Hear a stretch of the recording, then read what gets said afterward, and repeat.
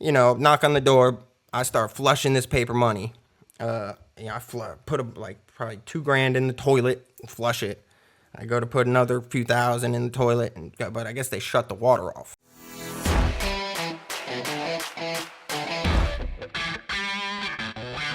Hey, this is Matt Cox, and I'm going to be interviewing Jeff Turner. Jeff Turner is a counterfeiter fresh out of federal prison. And check this out. Bro, so you're from what? From Tennessee? No, I was born in Miami, grew up in Clearwater, Tampa area.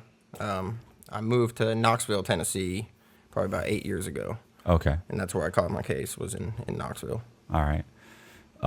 So what? So you were in, mom, dad, like? I had a good childhood for the most part. Kind of got into like drugs and street life at a younger age, But I'd say when I was about 25, I met my ex-wife, and kind of went straight for a while. Right. So you graduated high school. What were you doing after high school? You said went straight makes it seem like you were doing something. Selling drugs. Oh, okay. That was in high school or after high school or? In high school, after high school. Started selling weed. Not really on any like big scale. Right. And then the pills kind of hit Tampa area. Right. Oxys. Yeah.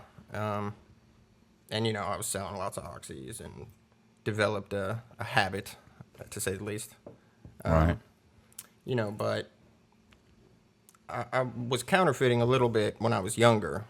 Kind of toyed with it and not on like a huge scale, but I couldn't get the bills perfect, but I was selling them and making a little bit of money, and then did that for like a year and then stopped. Right. When you say younger, how young? Like 19, 20. Right. What were you using then? Just basic equipment over the counter? Or? Yeah. Even recently I was using, I didn't have like printing presses and, it's all digital nowadays. Like right. The capability of digital printers has like advanced extremely in the past 10 years. And that's what the Secret Service was like wondering how I got the bills to look so good with just regular, $200, $300 printers. But I'm a graphic designer, so a lot of it has to do with like breaking the images down and sharpening them on the digital file. Well, so you were just kind of like selling drugs to make ends meet, and you would counterfeit a little bit. But you said then you met your wife and stopped? Or? Yeah, I met my wife.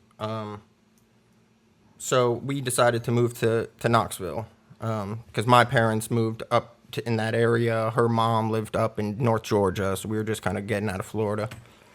And I, got a job in the sign business, was doing good, I still had a drug habit, but I've always been functioning, you know what I mean? Right. Kept a job and a house and everything, I've got kids, so. But at this sign company, I ended up wrecking a truck. So I had a newborn baby. It was like, those late nights, tired. I got called into work. I worked like 80 hours that week with a newborn baby at home, like not sleeping. So I was doing a service call in a bucket truck and wrecked the truck because I fell asleep at the wheel. So basically that, like, they let me go at that job because of that or whatever reason.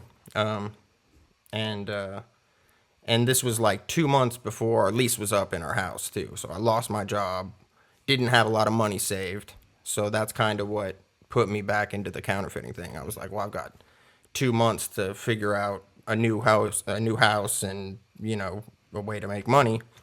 So I kind of just said, fuck it, let's go back to this and do it on a larger scale. So within those 2 months before my lease was up, I basically just stayed at home on the computer 10, 12 hours a day, like, making these digital images as sharp and clean. So, like, to prevent counterfeiting, you can't scan a picture of a bill or print one because the printer like recognizes that image and it'll print like just a little bit of it and then just stop. Really? Yeah, so Nice. instead of scanning the pictures, I'd just take a photo and then upload that photo, which kind of got around that security measure that the printers have. And then like with graphic design, I would take that image and break it down to like 3 or 4 different images. So it would print it. so the printer wouldn't recognize the bill because you're taking the background color and having one image that's just the background color of the bill, and then another image with the serial numbers and treasury seal, and then another image with all the black work. And you're just running the paper through over and Yeah, over again. I printed 3 prints for the front of the bill and 2 prints for the back of the bill, and then I printed the strip and the watermark on the back of the back. So then I could then glue the 2 pieces together, and the strip and watermark would be embedded in them. How are you getting this strip? I just printed it. So I was using the Secret Service said that this was like a large key to my success was I was using Bible paper to print the bills on. How did you figure out how to use Bible paper? Trial and error. Lots of so like I've read The Art of Making Money. Yeah. And he was sandwiching too. I think What's his name? Art Williams. Williams. Yeah. Yeah. I had a buddy who was locked up with him. Oh yeah. Yeah. He said when the book came out, he said Art was walking around passing out. He said, man, he was telling everybody about the book, and he was. That was a good book. It was a good book. I read it in prison. Yeah, that's what originally gave me the idea to start counterfeiting when I was like 19. I was reading that book, but I knew he sandwiched 2 pieces together. I think he was using like telephone book paper or newsprint or some kind of other thin. I know he had through trial, and eventually I knew he was ordering the paper. Yeah, and he couldn't order the exact size paper that they were using for bills. So he figured, okay, fuck it, I'll order half the size and just glue them together, and that'll give me the ability to inside of it to be able to glue the.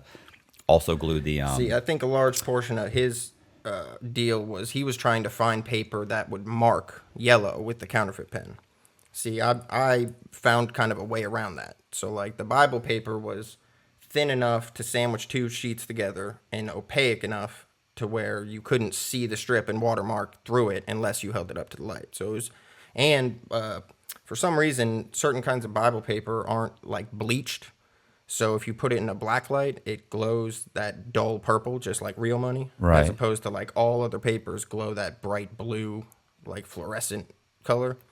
So basically Bible paper was like perfect. I mean, it was opaque, it was thin, it glowed right in a black light. And it didn't mark with the pen, though, so I would spray it with a matte lacquer spray to create a barrier, because counterfeit pens are iodine-based ink. So, like, the iodine in the ink reacts with the starch in the paper.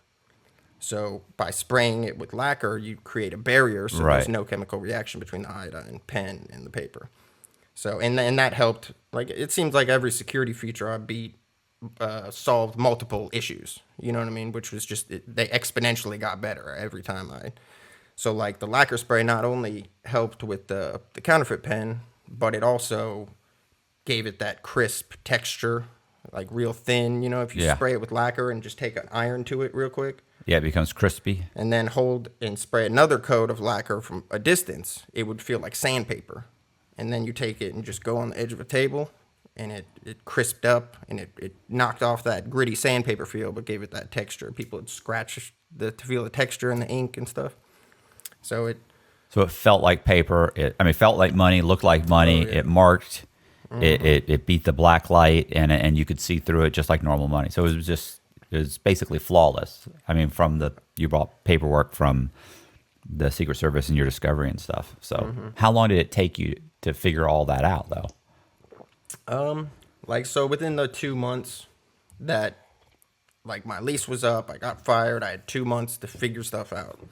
So within those 2 months, I don't remember exactly how the Bible paper came apart. It was just kind of trial and error. I was looking for thin paper, and I basically just one day felt it and was like, oh, this is thin. I tried it, and it worked great. So within those 2 months, I edited the images, I broke them down, zoomed in, got rid of all the gray, fuzzy, like sharpened the images really Because it was a well. photo. Yeah.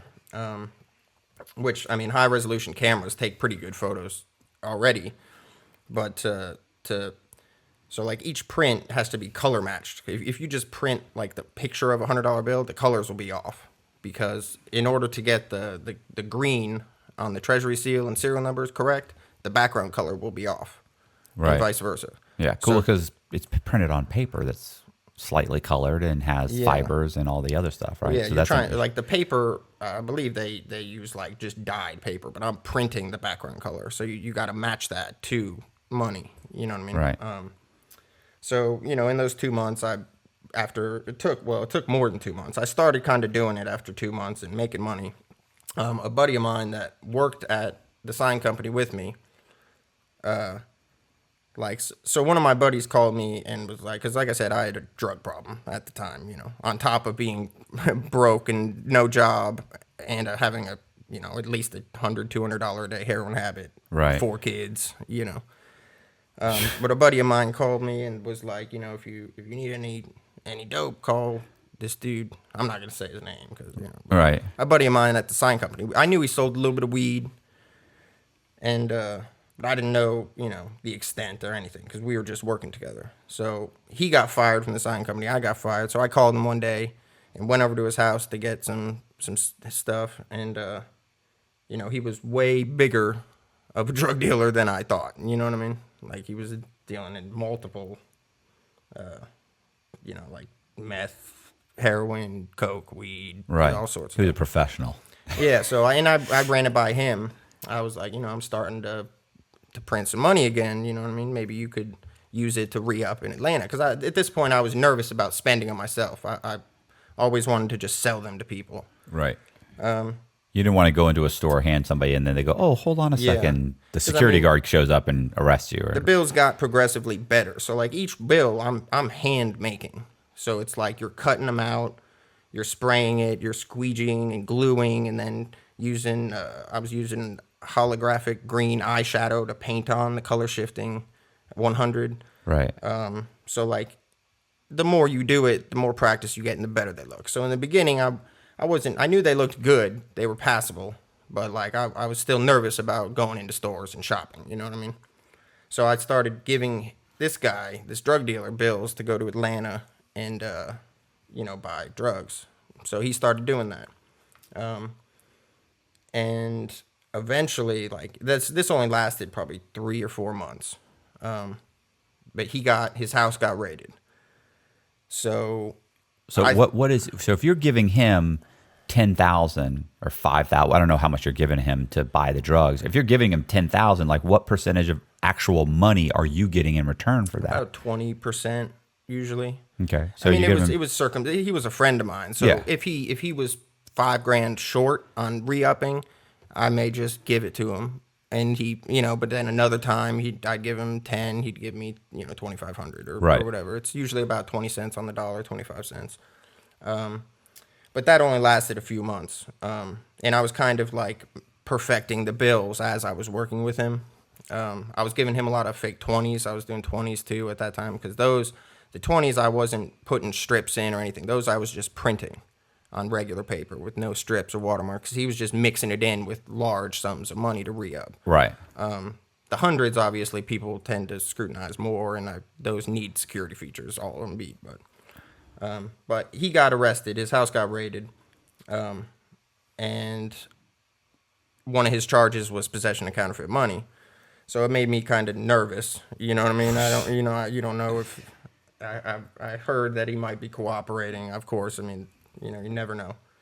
And like, I'd say, well, no, this was before the lease was up. So after a couple months, I was doing it for a couple months, and then he got arrested. And I was at my house one day, and we missed the trash. We didn't bring the trash by the road one morning. And Right. I know that's how, the Secret Service tries to get a search warrant. If they suspect you're counterfeiting, they'll go through your trash cans first to Right. look for evidence. So I'd always bag up my trash separately, like all the counterfeiting. I had like an office with, different color shifting sprays, ventilation to spray it with lacquer indoors. And but I'd bag up all the trash, separately. But about a week after he got arrested, I noticed the trash truck it was like trash picked up on a Monday, and this was like a Wednesday. And it was just parked outside of my house.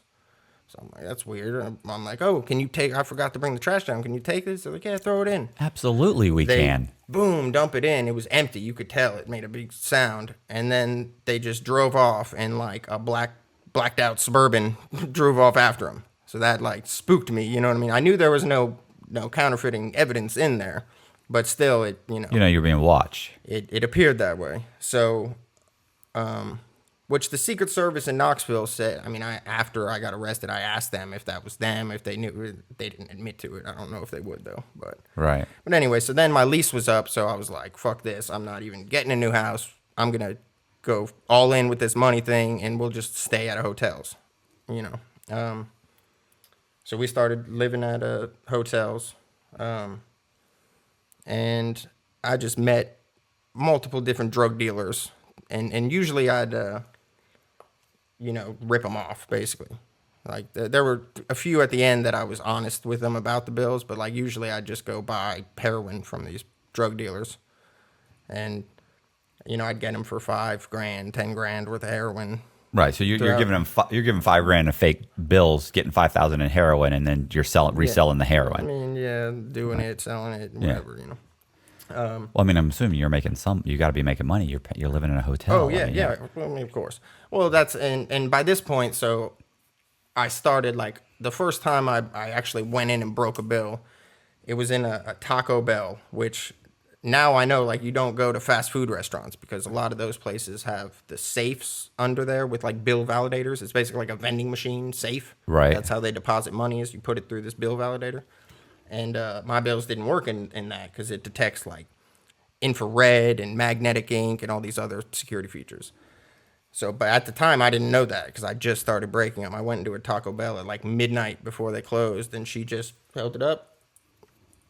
I bought like 2 tacos. She gave me $95. So right. I was like, well, nice. Hey, I was nervous at first, but it worked without a problem at all. So, did they ever figure it out later? Like, because you have photos and stuff of you passing bills. Yeah, yeah. Well, that was. I didn't know if that was one of them. You're saying no. No. Okay. Eventually, the whatever store, they get a counterfeit bill. At the end of the week, the armored truck will come pick up their deposit, take it to the bank, and then the bank will realize that this money's fake. Right. But then they only have a window of, okay, we got this counterfeit bill within this week of time. Yeah, So they don't have any how many idea. $100 bills does It's not worth. It's not worth. You'd have to review a week's worth of footage. Even them, you're not getting your $100 back. Exactly. So now I spent $600 reviewing or $1,000 reviewing you're gonna footage. pay a special agent to sit there for a week reviewing footage. Yeah, So you just hit. yeah, I felt pretty confident that I could just start shopping Right. at that point. So, basically me and my wife, but the problem was finding the Bible paper. Because I tried to buy it in bulk online, but apparently there's only 3 manufacturers of Bible paper, and you have to buy it in the world. There's 3, and you have to buy it in like giant reams. Right. Which was just not, didn't want to do that. I didn't want a paper trail of, receiving a pallet of Bible paper, Right. So I'd go on road trips to, Atlanta, Chattanooga. I was in Knoxville. I went to every bookstore. I was Googling bookstore, Barnes & Noble, Books A Million, going there and just ripping out the blank 4 to 10 to 20 blank pages in the back. So like in a Bible section at a Barnes & Noble, say there's 100 Bibles with, 4 to 10 sheets in each one. I mean, that one bookstore is worth $100,000 right. worth of paper. So, but eventually I literally ripped out every blank page of every Bible from Atlanta to Cleveland, Ohio, So I started paying maintenance men at hotel. I was living at hotels, so every day I'd check into a new hotel room and take at least 2, 3, 4 blank pages out of the Bible in the nightstand. And one day we checked into a hotel and there was no Bible there. So I saw the maintenance guy and I was like, hey, let me get the Bible. I was like, you don't keep Bibles in the rooms anymore? He's like, no, we've got boxes of them in the maintenance closet. So I was like, let me buy those Bibles. I'm like, I'll give you a gram of dope, $100, whatever. Let me get those boxes of Bibles. So we were paying maintenance guys to, just bring us all the Bibles from each hotel. Right. And one of the co-conspirator that set me up was going up to Cleveland, Ohio to buy drugs. And he was paying maintenance guys at hotels to, I was giving him fake money. He was going up there to buy heroin and come back with heroin and Bible paper. But yeah, I mean, Well, the guy that and what happened? the guy that set me up, I ended up like meeting him from just buying How long did this go on for? about 2 years. So for 2 years, you're living in hotels? Yeah, pretty much hopping around. See, like with counterfeiting, you have to move around. You know what I mean? You don't want to sit, which that was a mistake of mine, was spending too much in Knoxville. Which that was the reason I got caught was because guys set me up in Cleveland, Ohio. Right.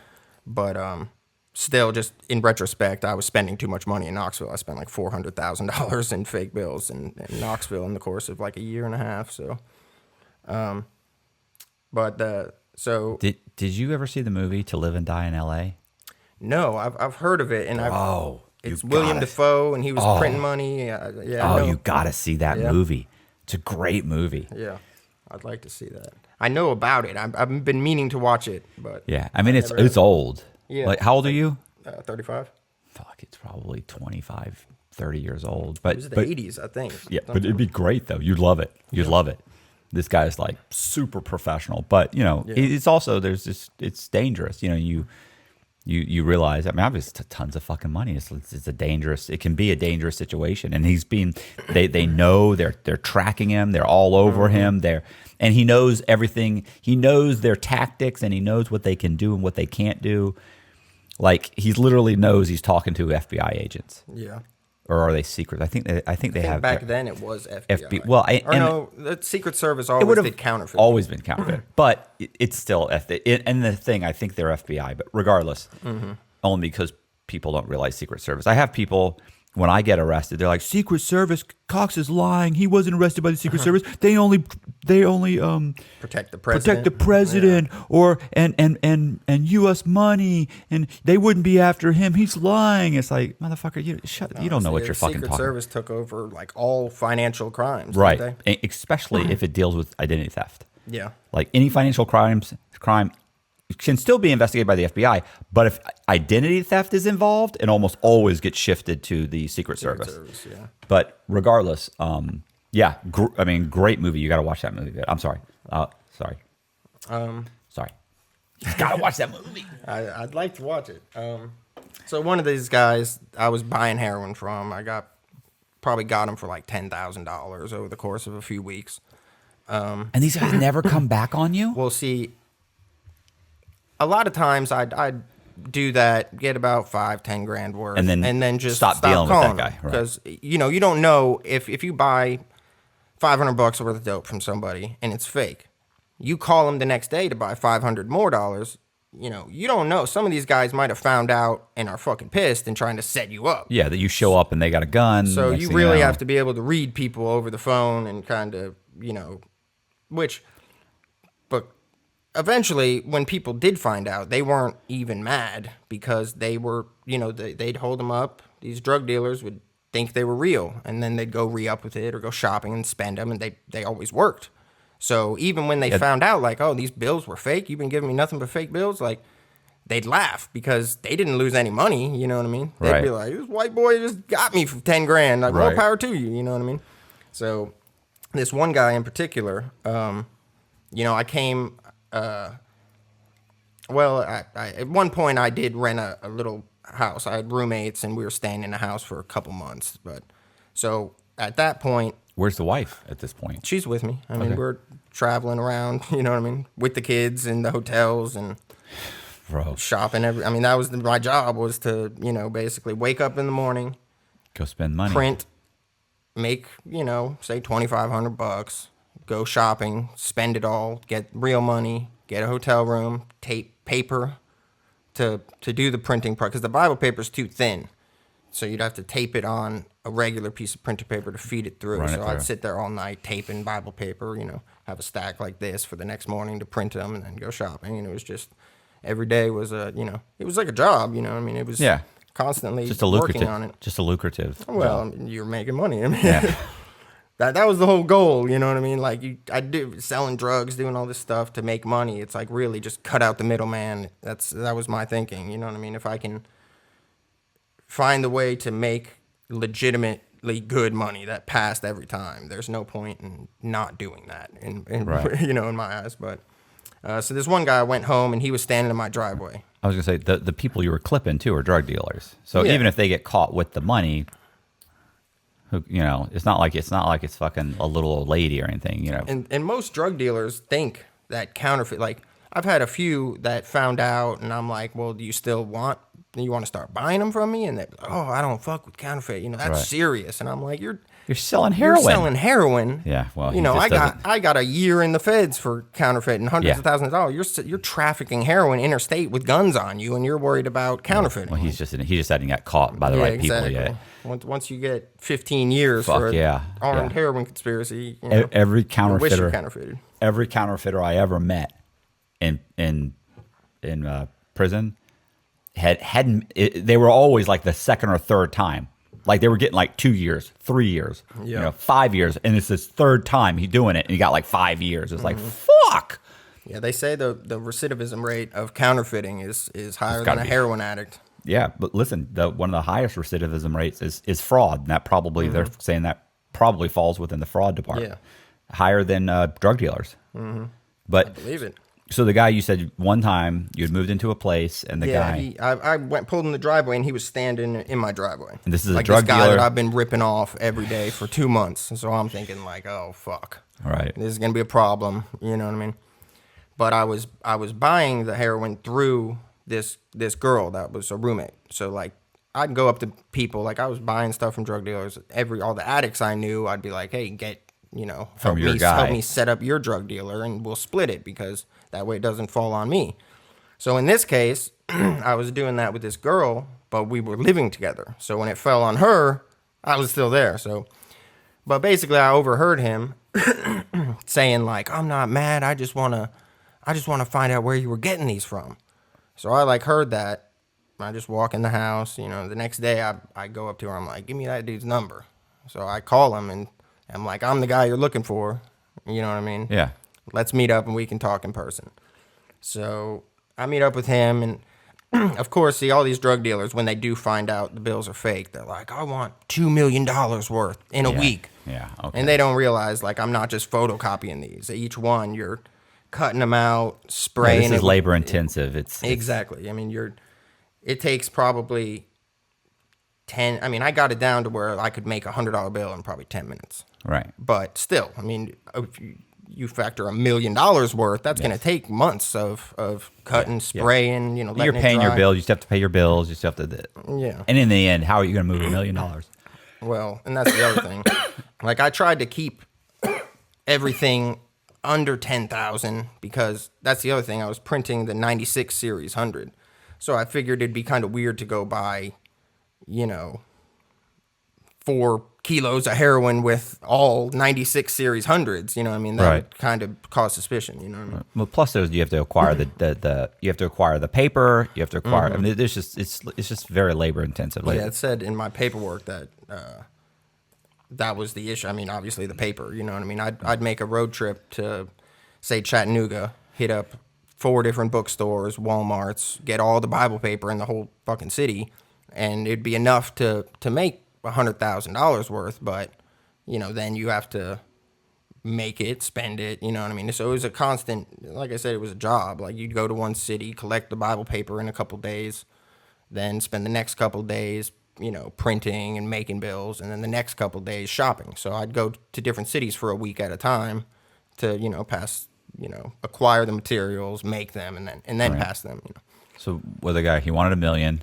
Oh yeah, I was like, man, it doesn't work like that. I was like, if you want say, when you're going to Cleveland to re-up, I'll sell you 10 grand for 2,500. You know what I mean? So he started doing that. And he'd have his real cash in there too, but he was getting a discount on his heroin because, basically 10 or 15 of the $1,000 he was buying at a 25% rate. So Right.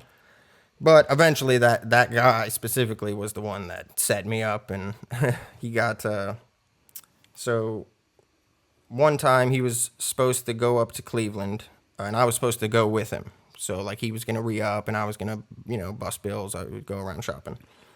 And I ended up getting arrested on, I think it was like a failure to appear, some little petty thing. I went to jail, like bonded out the next day.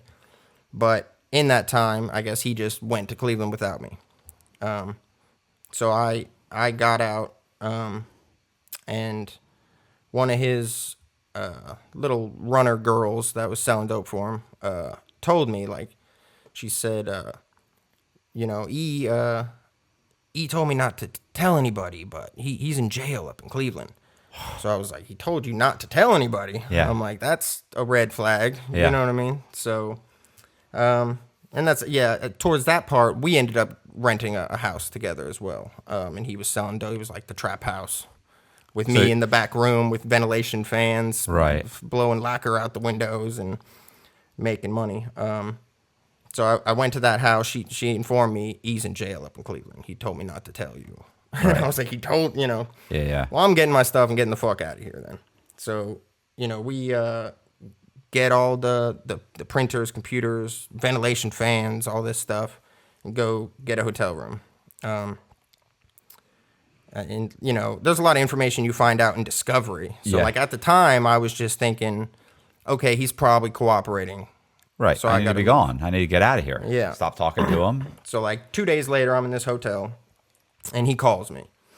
And he's like, hey, man, I got that Bible paper. Let's meet up. And I was like, nah, man. No, the first thing he should have said was, bro, I got arrested. The first thing. That's the first thing you say is because, you don't want people assuming that you're cooperating. Yeah, and the moment you don't mention that as being a major issue. Exactly. I'm no dummy. Yeah. You know what I mean? I've been doing this a minute. So basically, he's like, oh, let's meet up. I got this Bible paper. And I was like, no. I was like, I'm just going to live out of hotels for a while again. I think our relationship is over. You know what I mean? And he was like, why? What do you mean? And I was like, first of all, you're acting fucking sketchy, bro. Like, you got arrested. You didn't tell me. I'm like, what are you doing, bro? I'm like, even if you didn't cooperate in reality, I still don't trust you anymore. We're done. So, and he gave me this story like, yeah, I did get arrested. But they didn't find anything. It was because he had a stolen car. He bought a car with a title. It ended up being stolen.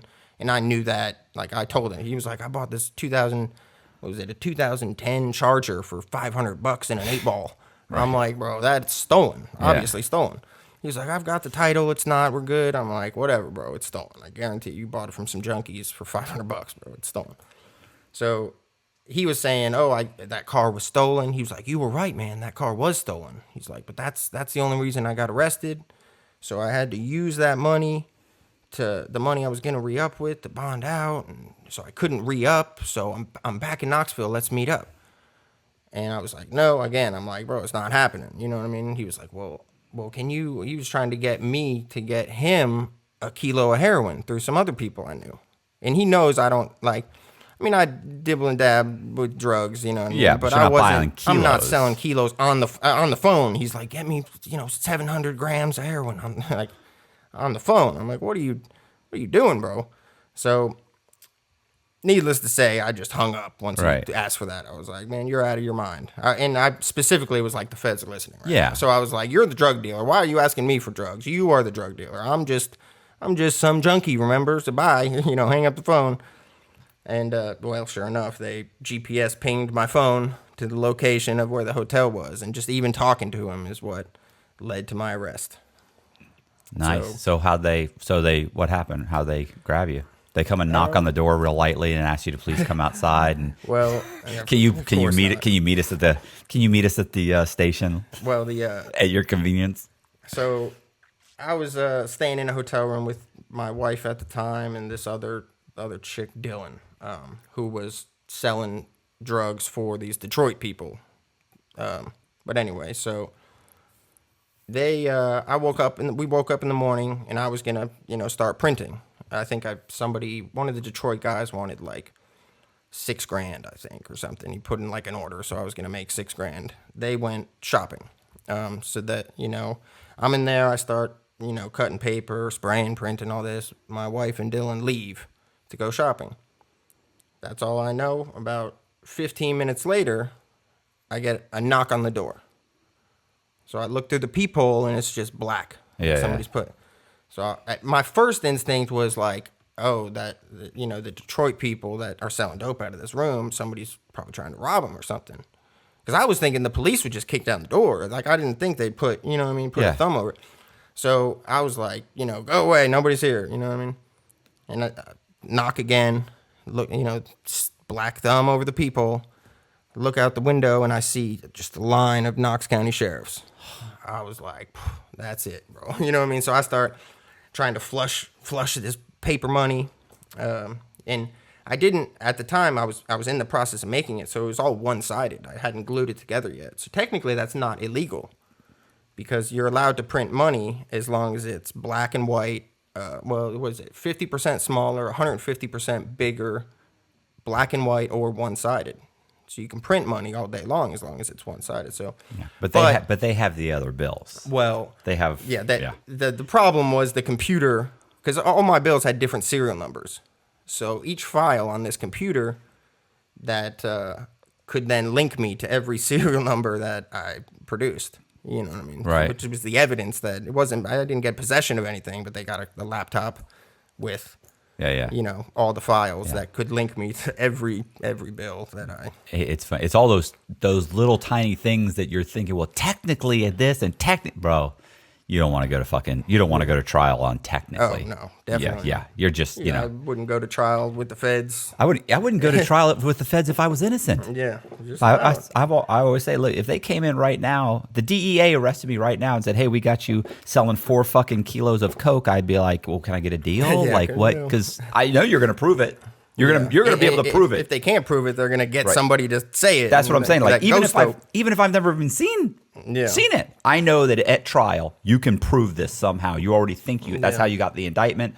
I know I'm done. Mm-hmm. That's just the state. People don't even realize that's really where you live. Yeah. Well, the feds don't. Yeah, like you said, the feds don't even indict you unless they've got it. Yeah. That's why like in my case, I had state charges. Knock on the door.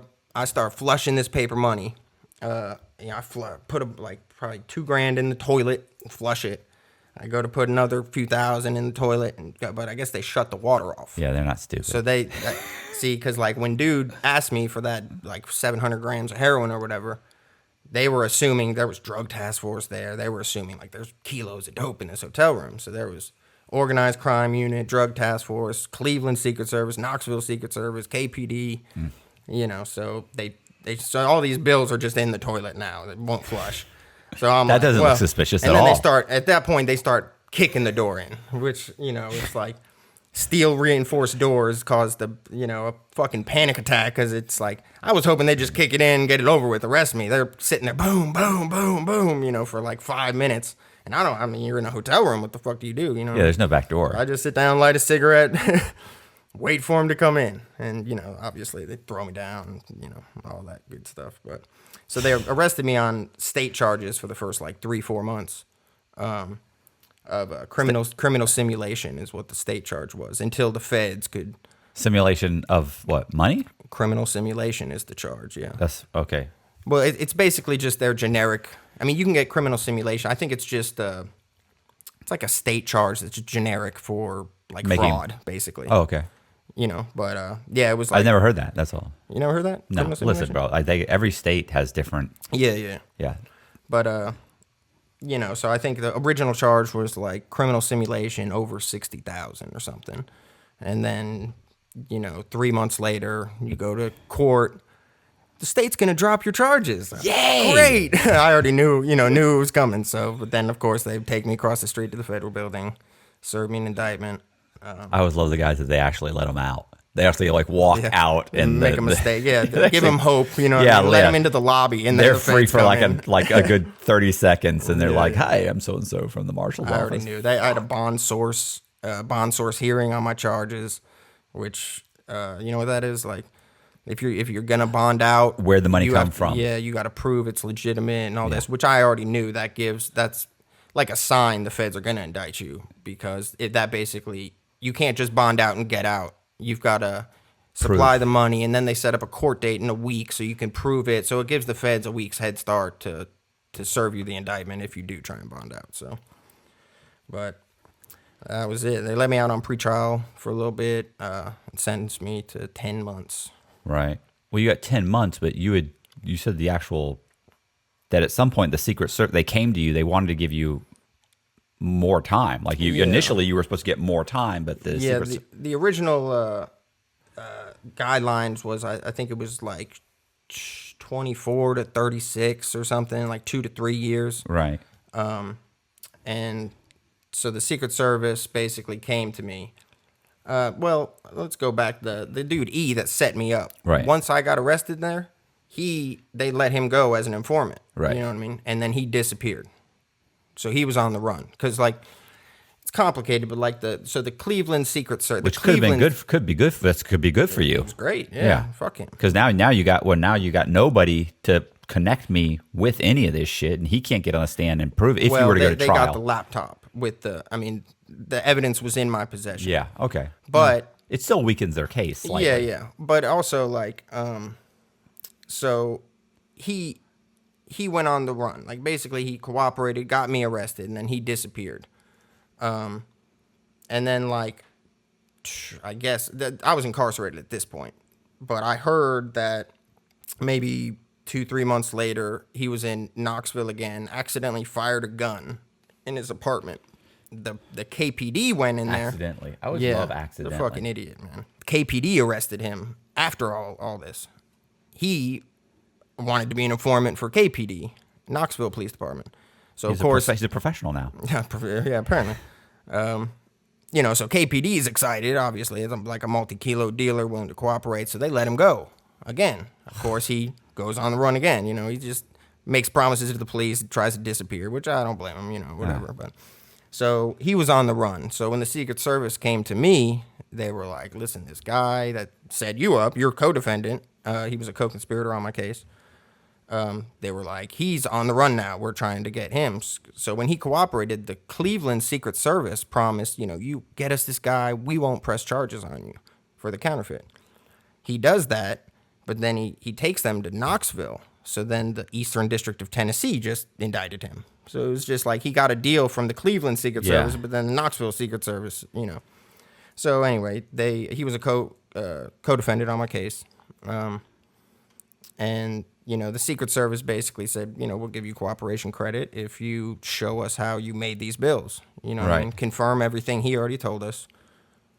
Make a training video for the Secret Service for future agents. You know, explain, go through all the evidence, and show them. Yeah, they have to be experts on bills. So the best way to be an expert is figure out exactly how these bills are being made, so that you can detect them and see. So.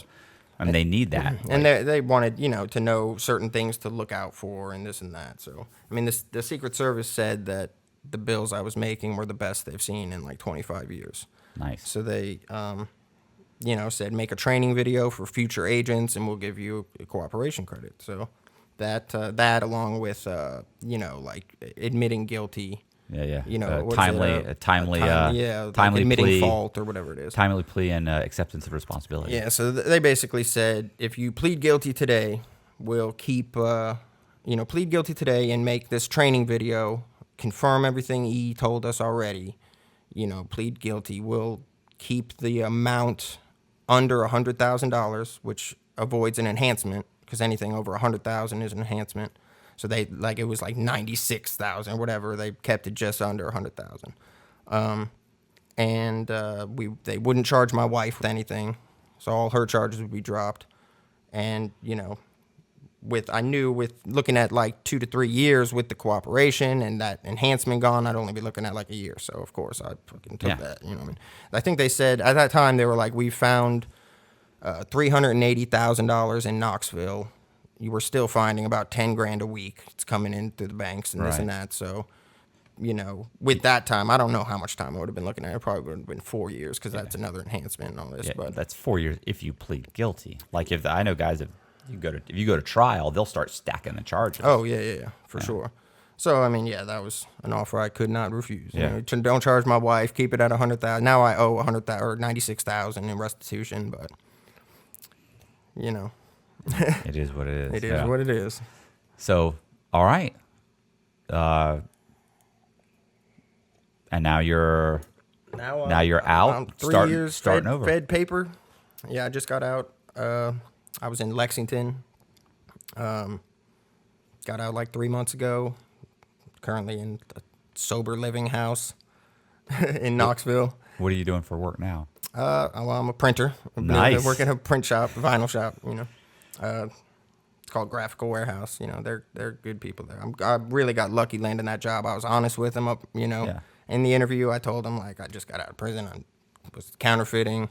Yeah, well, that's a plus for them. Well, it's experience. Yeah. You know. I was gonna say, I wrote a book called Bent about a guy that's he was counterfeiting plastic for the Russian mob.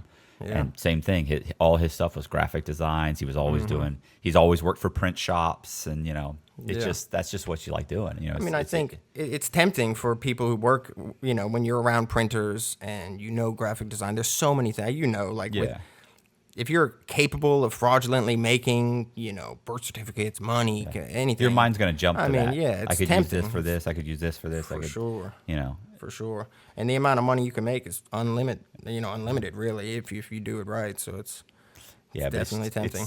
It's too good out here. You know what I'm saying? You go to prison for a year or two, and you're just like, you know, what am I doing? Like I'm not gonna live like this the rest of my life. I'd rather live in a fucking somebody's spare room and for be able to turn the channel when I want and have a fucking cell phone and you know. When I was doing that, that was the most stressful time of my life. Obviously, I think that I'm making U-turns everywhere, thinking I'm being followed. You know what I mean? I knew there were bolos out. There was a couple like pictures that were released on Knoxville websites, like, well, we're looking for this guy for passing $100 bills. You know, you're always on the run, thinking you're wanted. You know, you're living out of hotel rooms. Dealing with fucking scumbag drug dealers all the time. Right. You know, and in the end, when you walk back out of prison years later, where's all that money? Yeah, like you don't have any of that money. Yeah, like it's not. I mean, in my opinion, even what I was doing, it's just not fucking worth it. I'm just. Plus, you owe it all back to them on top of that. So and they strip everything from you anyway. For sure. Now you start off and it's bullshit. It's not the way to go. But all right, I appreciate you watching the videos. See ya.